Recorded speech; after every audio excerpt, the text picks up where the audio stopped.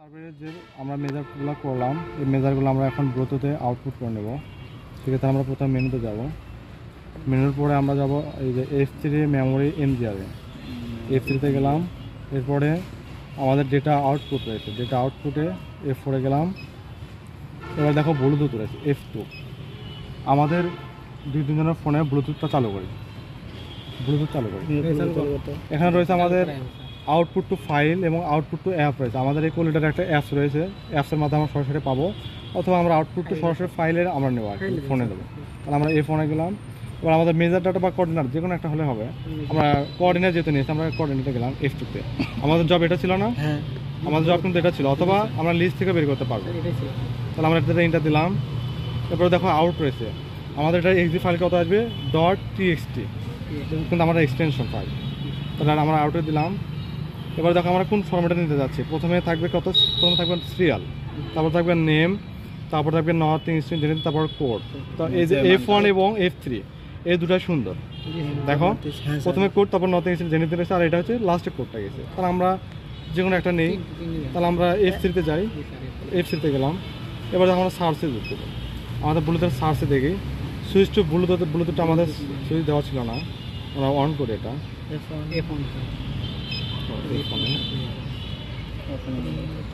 ব্লুটুথটা on হয়ে গেল। ব্লুটুথের নামটা আমরা চেঞ্জ করে দিতে পারবো, থাক দরকার এটা আমাদের।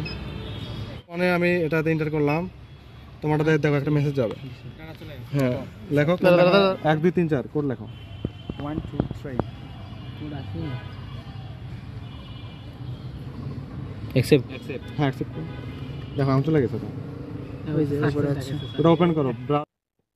টেক্সট ফাইলটা এখন কম্পিউটার থেকে ওপেন করা হবে। এতে ক্লিক দিলাম, দেখুন সকল ইনফরমেশন চলে আসলো টেক্সট আকারে। এটাকে আমরা কপি করব। এরপর এক্সেল শিট ওপেন করে একটা ব্ল্যাঙ্ক পেজে যাব। এরপরে যে কোনো একটা সেলে এটাকে পেস্ট করে দিব। এখানে সবকিছু একটি জায়গায় চলে আসলো, মানে সিরিয়াল, নর্থিং স্ট্রিং এবং এনিথিং একটা রতে চলে আসে। এটাকে আমরা সেপারেট করব।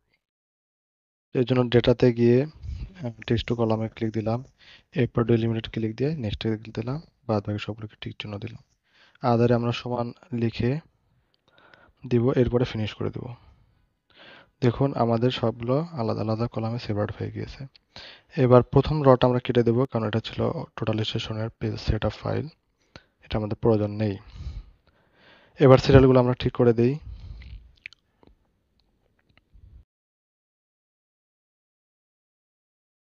এরপর বোঝার সুবিধার্থে প্রত্যেকটা কলামকে আলাদা আলাদা নাম লিখে ফেলি।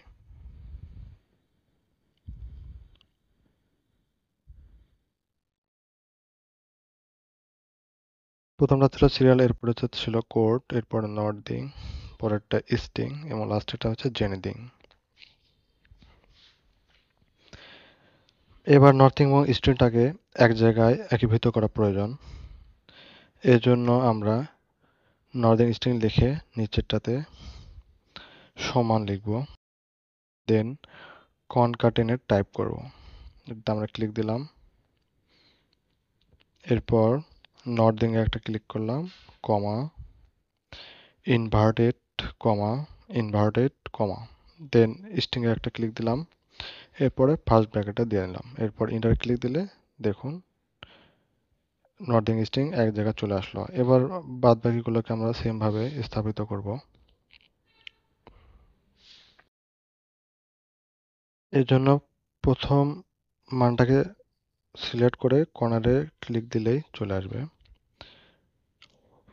এটা আমরা পেলাম জাস্ট নর্থিং এবং স্ট্রিং, অর্থাৎ শুধু পয়েন্ট পেলাম। এবার আমাদের টেক্সটটা প্রয়োজন, সেই জন্য আমরা জেনারেল থেকে ওটাকে টেস্ট করে দেব। মাইনাস টেক্সট লিখলাম এবং বাদ বাকি সবগুলোকেও সেম লিখতে হবে। এরপর আবারও নর্থিং এবং স্ট্রিংটাকে একীভূত করা প্রয়োজন।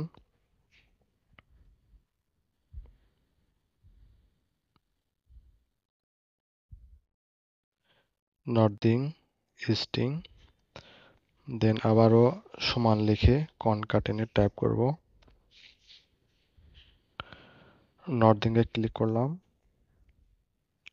এরপর কমা, ইনভার্টেড কমা, ইনভার্টেড কমা।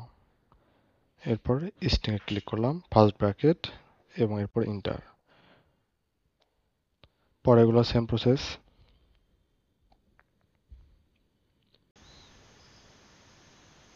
প্রথম যে নর্দিং স্ট্রিংটা আমরা পেয়েছি এটা শুধু কোঅর্ডিনেটটা স্থাপন করবো, অর্থাৎ পয়েন্ট পাবো, এবং পরের অংশটা হতে আমরা কোডটা স্থাপন করতে পারবো অটোক্যাডে।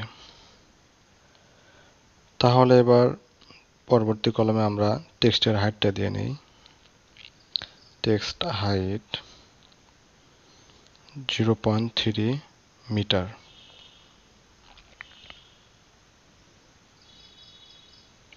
বাদ বাকি সেম করে দিলাম।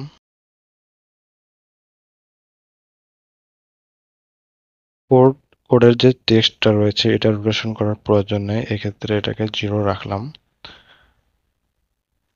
বাকিগুলো সেম। এখন এই যে সিরিয়াল এবং কোড এই দুটাকে একীভূত করা প্রয়োজন, এই জন্য সমালেখে কনক্যাটিনেট ক্লিক করলাম, এরপরে সিরিয়ালে ক্লিক দিলাম, কমা ইনভার্টেড কমা, এবং এরপরে কোডে ক্লিক দিলাম, অর্থাৎ বাউন্ডারি, বিটিআরিতে বাউন্ডারি বোঝাচ্ছে।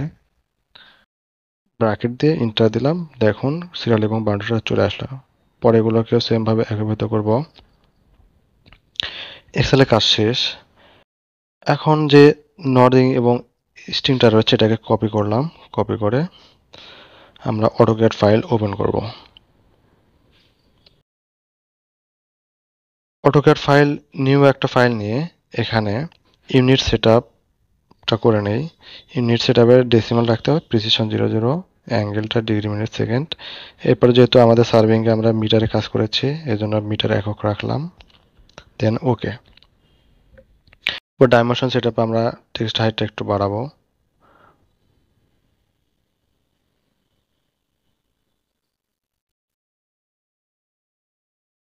এরপর সেট কারেন্ট করে দেব। এরপর আমাদের টোটালাইজেশনের পেজ লিমিটেশন ছিল 500 বাই 500 মিটার।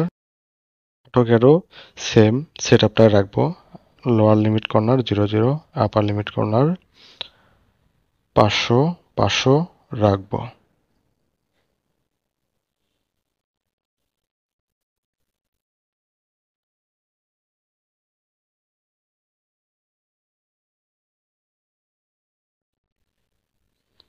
এরপর আমরা অল পেজটাকে জুমের আওতায় নিয়ে আসবো, এই জন্য জেড এন্টার দিয়ে নেব।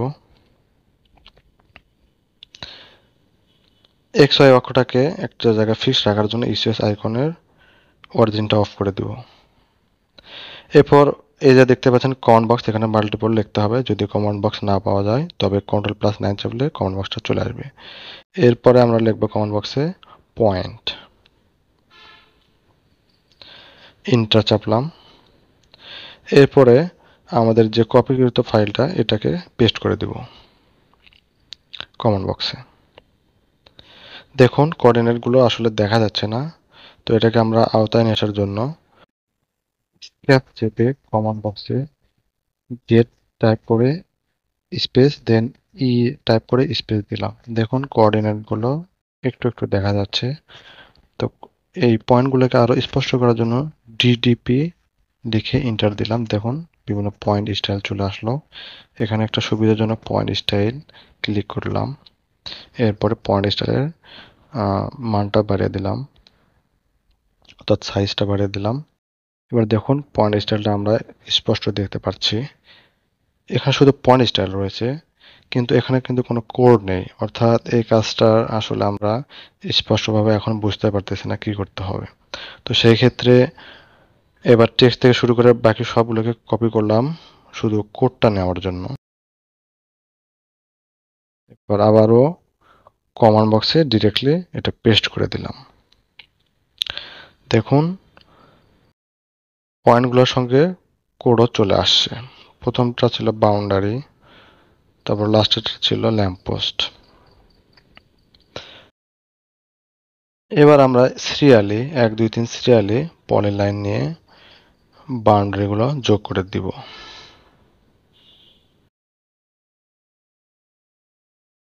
প্রথমে 1, তারপরে 2 3, এরপরে 4 নম্বর পয়েন্ট, 5 নম্বর পয়েন্ট, আবার প্রথমটাতে যোগ করে দেব। 6 নম্বর পয়েন্ট আমরা যোগ করলাম না, কারণ এটা ছিল ল্যাম্প পোস্ট। এবার এরিয়াটা মাপার জন্য আমরা এলআই লিখে এন্টার দিলাম। দেখুন চলে আসলো ল্যান্ডের আসলে এরিয়া কতটুকু ছিল, অর্থাৎ আমরা কতটুকু পরিমাপ করেছি। এখানে আসলো 1142.1488 মিটার স্কোয়ার, অর্থাৎ এটা প্রায় 28% জমি ছিল। এই জমির আশেপাশের কি কি রয়েছে তাও আমাদেরকে স্পষ্ট উল্লেখ করে দিতে হবে। তো এই পাশে ছিল হেরিং বোন বন্ড রোড, এটাকে আমরা উল্লেখ করলাম।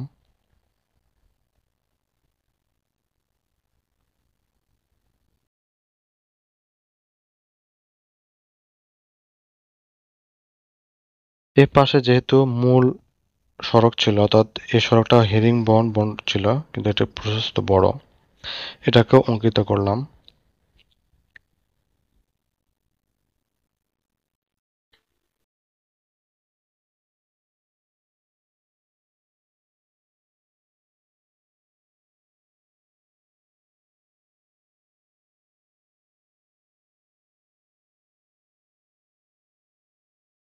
এবার এটাকে হ্যাচিং করলে রাস্তাটা আরো সুন্দর দেখাবে। এই জন্য আমরা হ্যাচিং নিয়ে কাজ করব। হ্যাচিং ক্লিক করে হেডিং বন্ড নিয়ে আসলাম। এই প্যাটার্নটা ক্লিক করে কোণ দিয়ে দিলাম 45 ডিগ্রি এবং সাইজটা কম বেশি করলাম। এরপরে অ্যাড পিক পয়েন্ট ধরে এটাকে ক্লিক করে এন্টার দিলাম, ওকে চাপতে হবে। যেহেতু এটা বাগান ছিল, বাগানে আমরা গাছগুলো লাগিয়ে দিলাম। এটাকে বিভিন্ন জায়গায় কপি করতে হবে।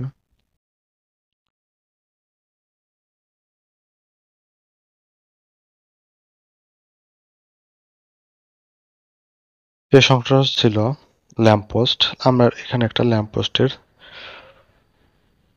সিম্বল দিয়ে দিব।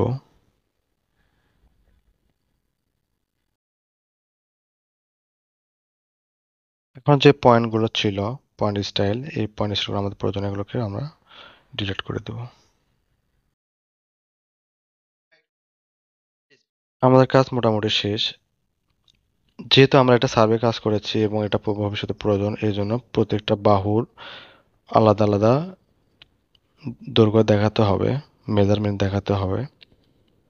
পাশাপাশি দুটো বাহুর মধ্যবর্তী কোণগুলো দেখানো প্রয়োজন এবং কর্নার থেকে কর্নার মাপগুলো স্পষ্ট উল্লেখ করতে হবে। উক্ত লাইনের বাকি তথ্য লিখে কাজ শেষ করব।